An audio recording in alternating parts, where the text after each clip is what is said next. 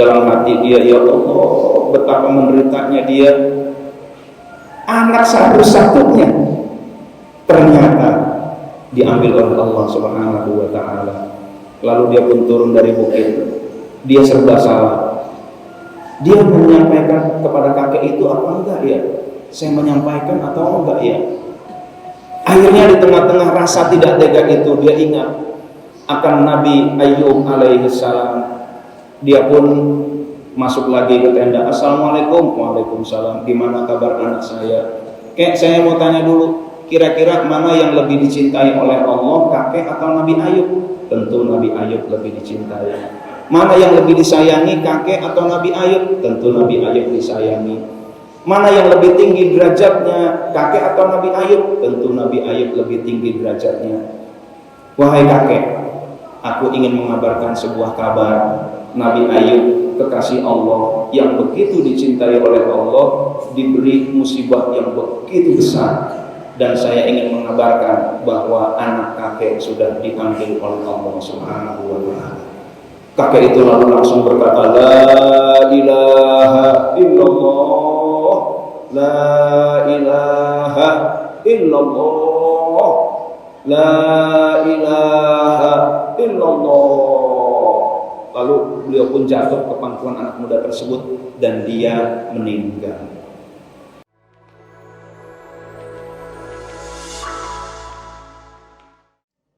Hadirin dan hadirat yang dimuliakan oleh Allah Subhanahu wa ta'ala.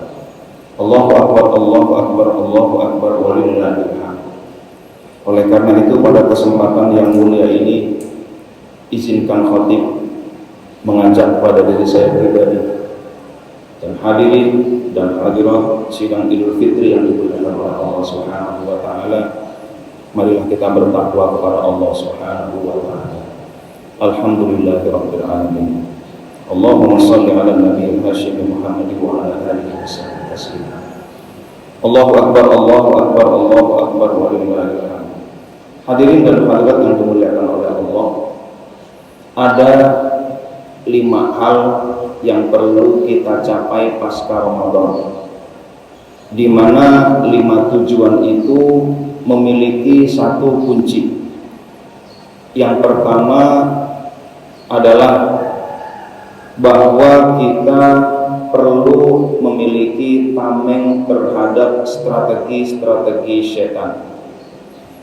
Karena ketika di bulan Ramadan setan diikat, dan tentunya setan memiliki strategi-strategi yang canggih.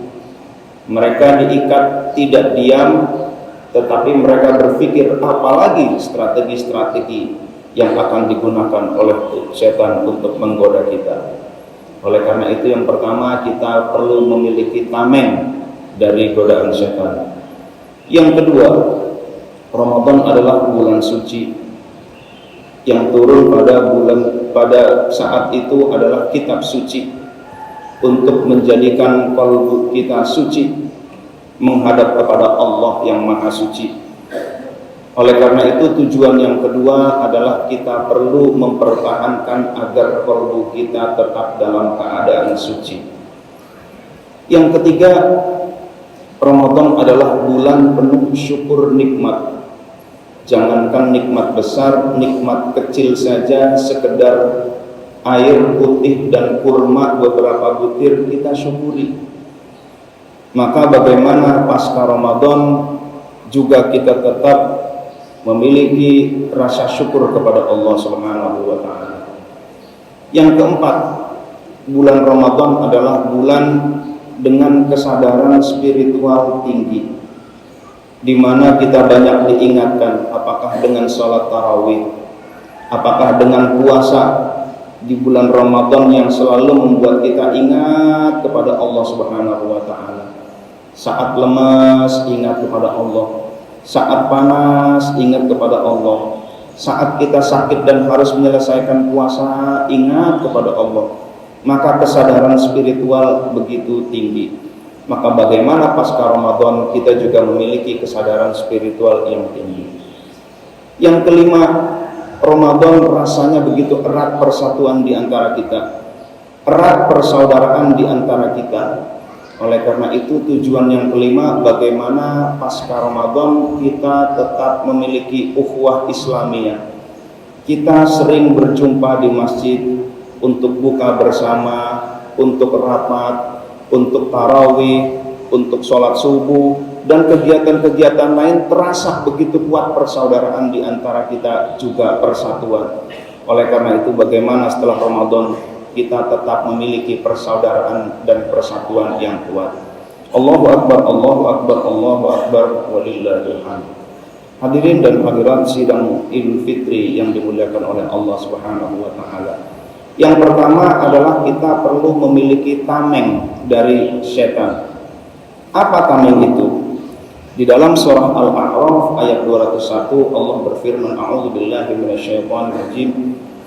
Innal ladzina taqaw idza massahum ta'ifum minasyaitani tadzakkaru fa idza hum mubsirun. Innal ladzina taqaw, sesungguhnya orang-orang yang bertakwa, idza massahum ta'ifum minasyaitan, ketika digoda oleh syaitan, tadzakkaru, mereka menjadi ingat kepada Allah Subhanahu wa taala, fa idza hum mubsirun, maka setelah mereka ingat, setelah mereka zikir kepada Allah, mereka menjadi orang yang absar, mereka menjadi orang yang awas, mereka bisa melihat kebenaran. Hadirin dan hadirat yang dimuliakan oleh Allah Subhanahu wa taala.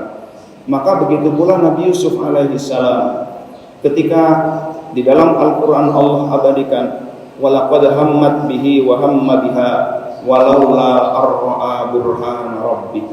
Ketika Nabi Yusuf sudah ingin kepada Zulaikha, Zulaikha juga ingin kepada Nabi Yusuf, atau Zulaikha ingin kepada Nabi Yusuf dan Nabi Yusuf juga ingin kepada Zulaikha. Walaula arra'a burhan rabbih, jika tidak karena melihat burhan, tanda-tanda dari Allah Subhanahu wa taala. Allahu Akbar, Allahu Akbar, Allahu Akbar, walillahil hamd. Hadirin dan hadirat yang dimuliakan oleh Allah Subhanahu wa taala, maka cara agar kita tetap memiliki tameng dari setan adalah perbanyak zikir.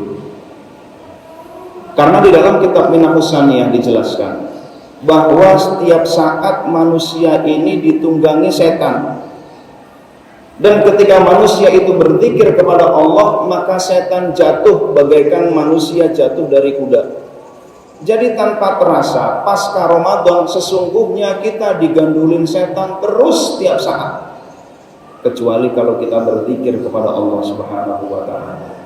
Maka hadirin dan hadirat yang dimuliakan oleh Allah, perbanyaklah berzikir kepada Allah Subhanahu wa taala, karena itulah cara kita terbebas dari belenggu setan.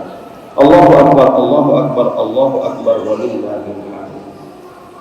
Yang kedua, bahwa bulan Ramadan bulan suci, maka kita perlu menjaga kesucian jiwa.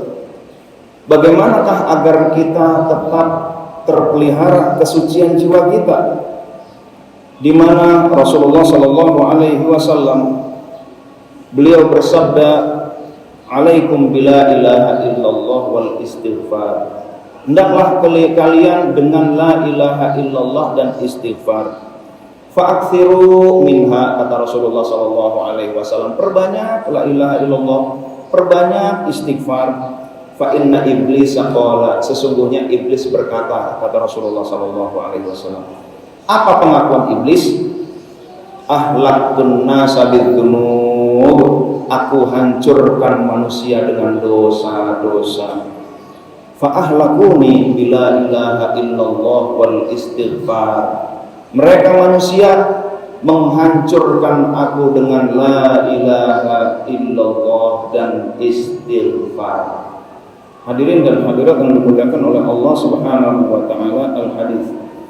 Maka ketika kita ingin tetap suci, maka perbanyaklah la ilaha illallah dan istighfar.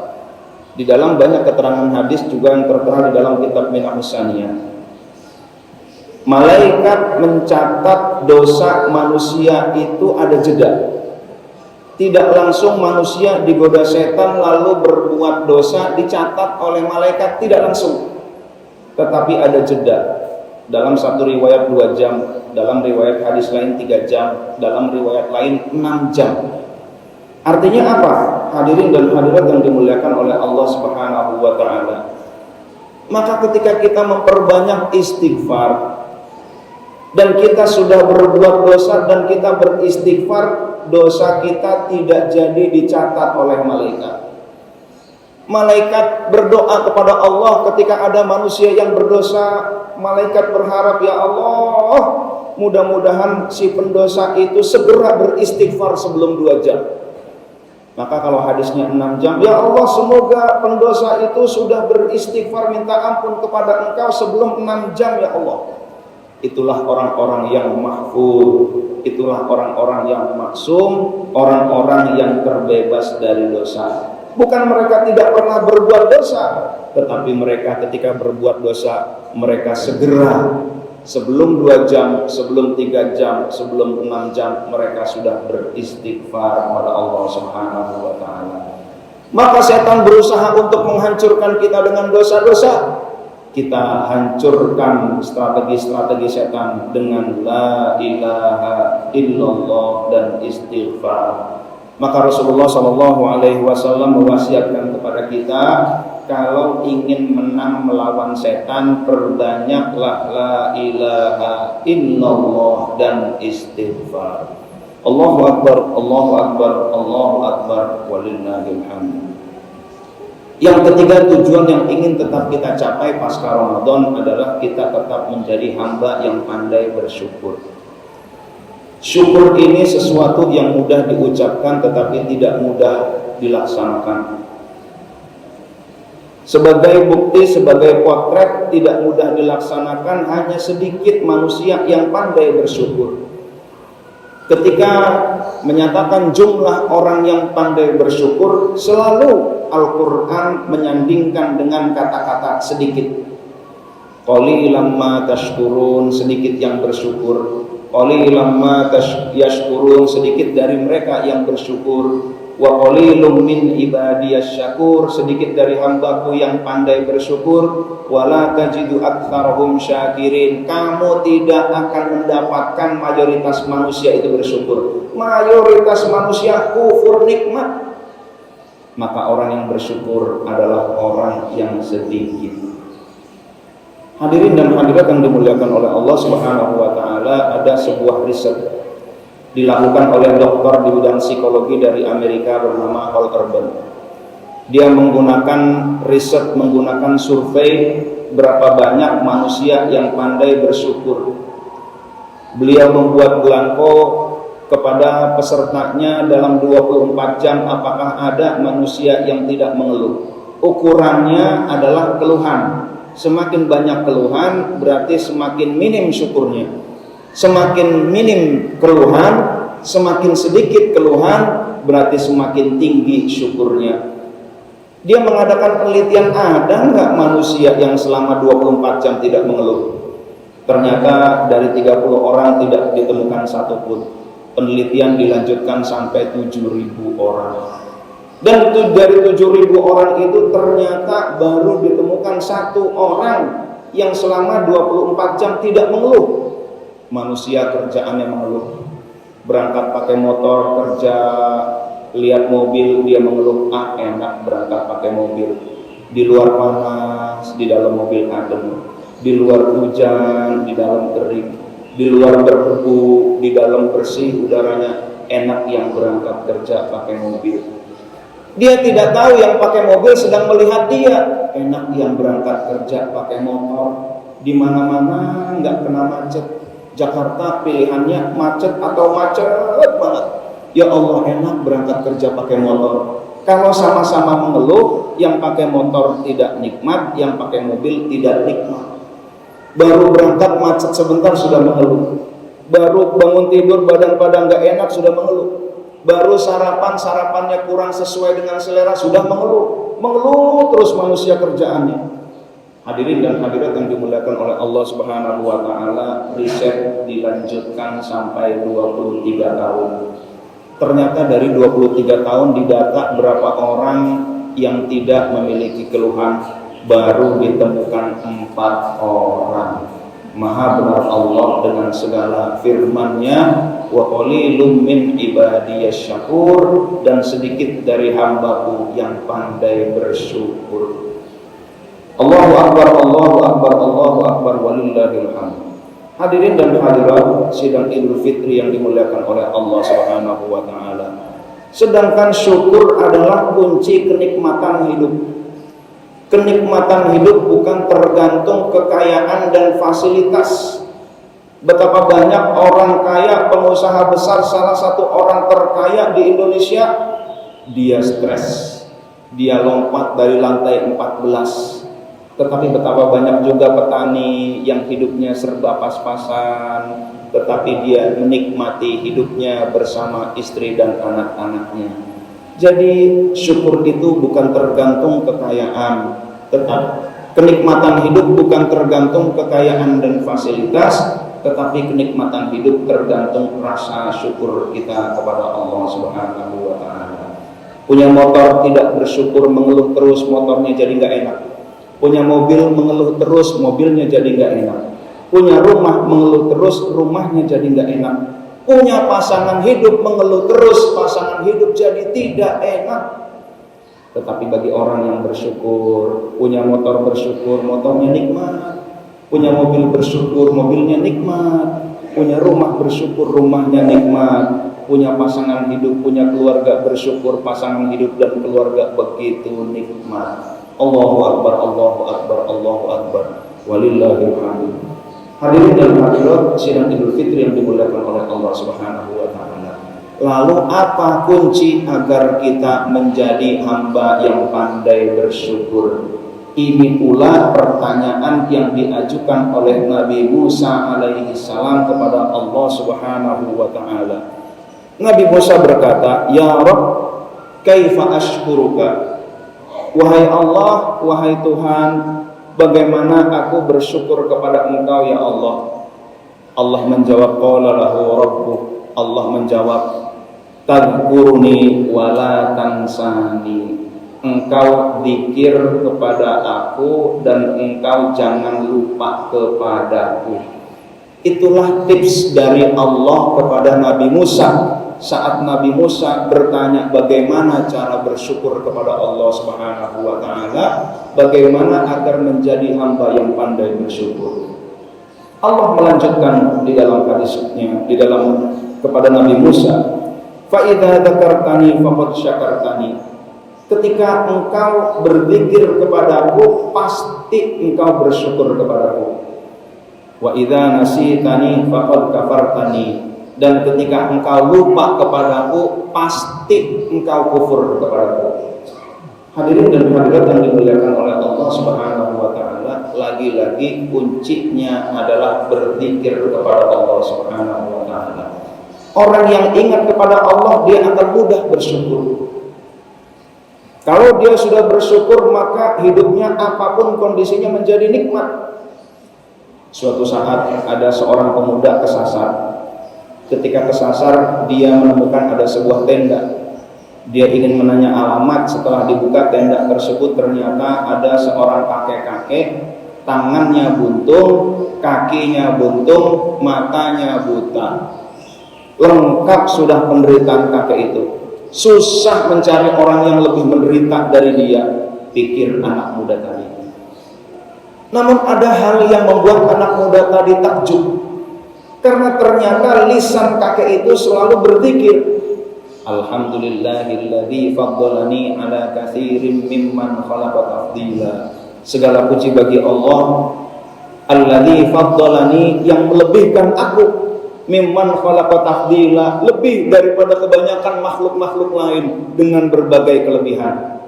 Pemuda tadi kaget, bukannya dia banyak kekurangan, kok dia bersyukur kepada Allah dengan banyak kelebihan dibanding makhluk-makhluk yang lain. Lalu dia tanya, "Kek, mohon maaf kek, saya kesini mau nanya alamat. Tapi saya salut dengan kakek di tengah-tengah kondisi begini. Mohon maaf ya kek, saya melihat susah mencari orang yang kondisinya di bawah kakek. Banyak orang tunanetra tapi tangan dan kakinya utuh. Ada yang tangan dan kakinya cacat, matanya utuh, tapi kakek ini sepertinya sudah lengkap penderitaannya. Tapi yang membuat saya heran, kenapa kakek terus bersyukur kepada Allah dalam kondisi ini. Hadirin dan hadirat yang dimuliakan oleh Allah Subhanahu wa taala, kakek itu menjawab, "Wahai anak muda, aku akan menjawab pertanyaanmu, tapi aku punya permintaan. Aku hidup di tenda ini, anggota keluargaku tinggal satu-satunya anakku. Anakku berumur 14 tahun. Aku akan jawab pertanyaanmu, tapi berjanjilah kepadaku. Berjanji untuk mencarikan anak satu-satunya. Karena dialah yang mencari makan untuk aku. Dialah yang tiap hari menyuapi aku. Dari kemarin dia belum pulang-pulang. Baik, Kek, aku berjanji akan mencari anak kakek. Sekarang kakek jelaskan kepadaku kenapa kakek bersyukur dalam keadaan seperti ini." Lalu kakek itu berkata, "Wahai anak muda, bukankah banyak orang yang punya lisan, tetapi lisannya tidak digunakan untuk berzikir kepada Allah Subhanahu wa taala. Allah melebihkan aku dibanding hamba-hamba yang lain. Bukankah banyak orang punya qalbu, tetapi qalbunya tidak digunakan untuk mengingat Allah.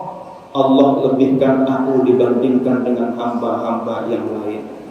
Bukankah banyak orang punya kesempatan untuk belajar, sementara mereka tidak gunakan kesempatan itu untuk menuntut ilmu. Allah lebihkan aku dibanding hamba-hamba yang lain." Maka kakek itu menyebutkan berbagai nikmat yang Allah yang ada pada diri beliau. Dan ternyata anak muda geleng-geleng kepala, luar biasa betapa pandai bersyukur kakek itu. Akhirnya anak muda memenuhi permintaan kakek, ia pun mencari anaknya.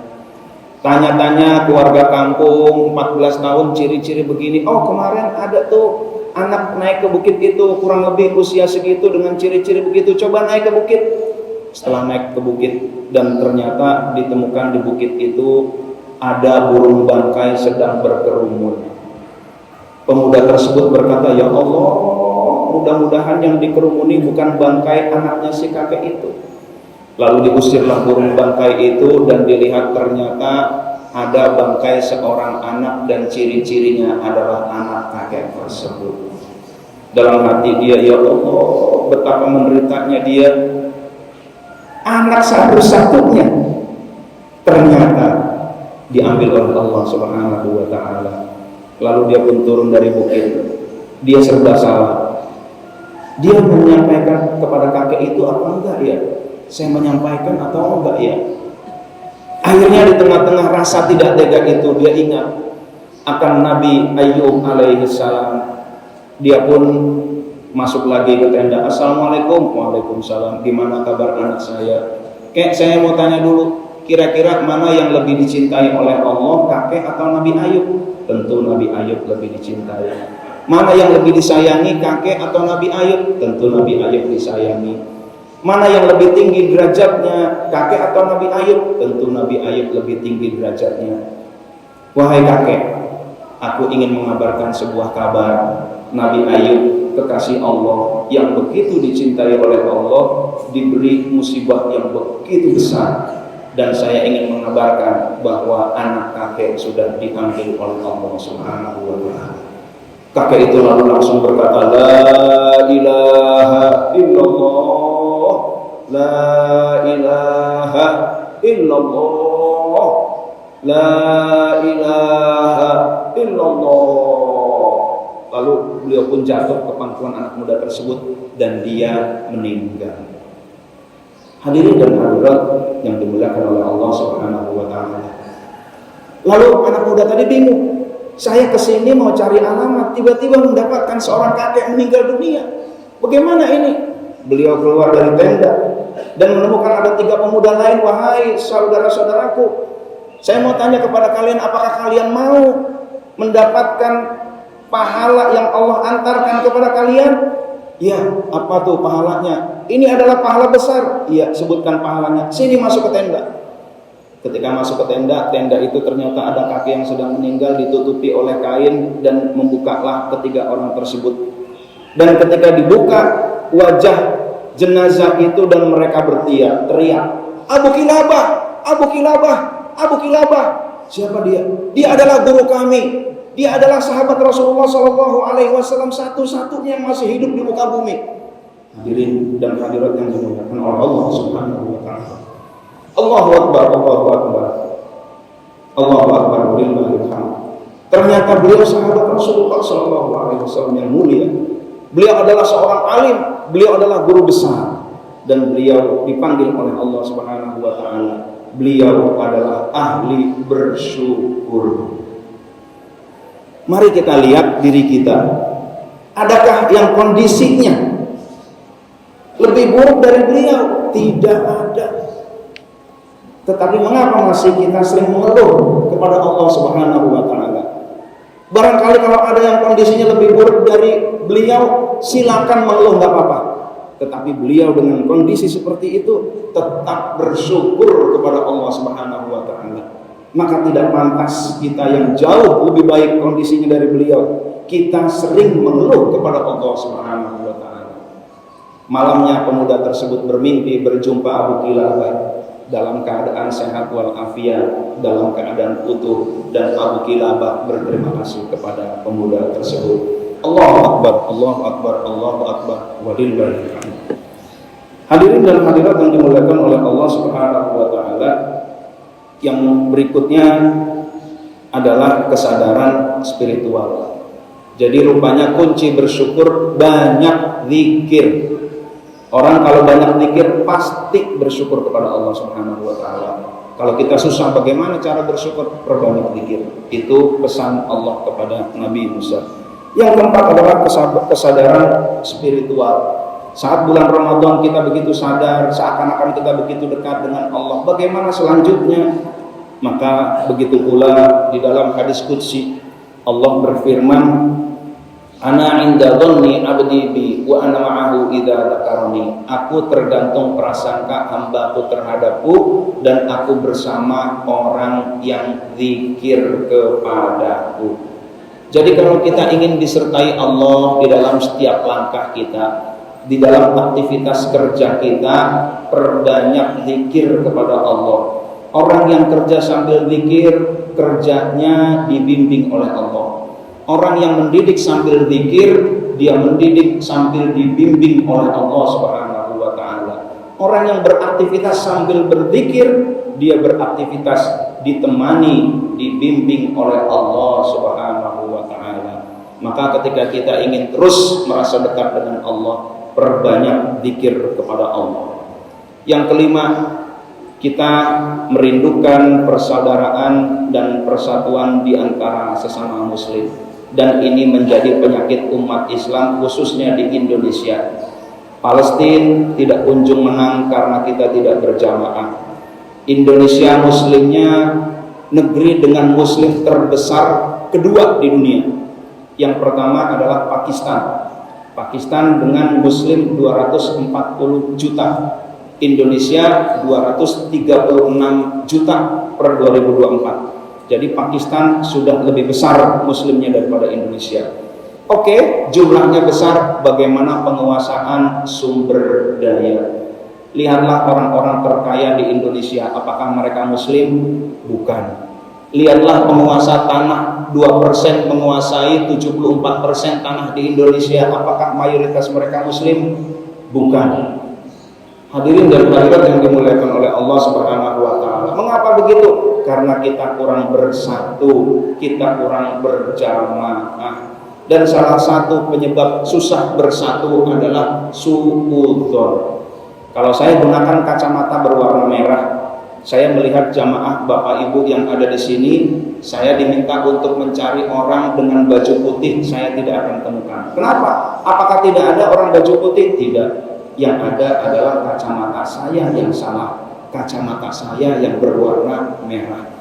Kalau ada umat Islam yang gampang menyalahkan orang lain, gampang membenci orang lain, radikalisme penyebabnya apa? Apakah orang salah semua? Bukan. Yang salah adalah kacamatanya yang merah, kolbunya yang kotor. Hadirin dan hadirat yang dimuliakan oleh Allah.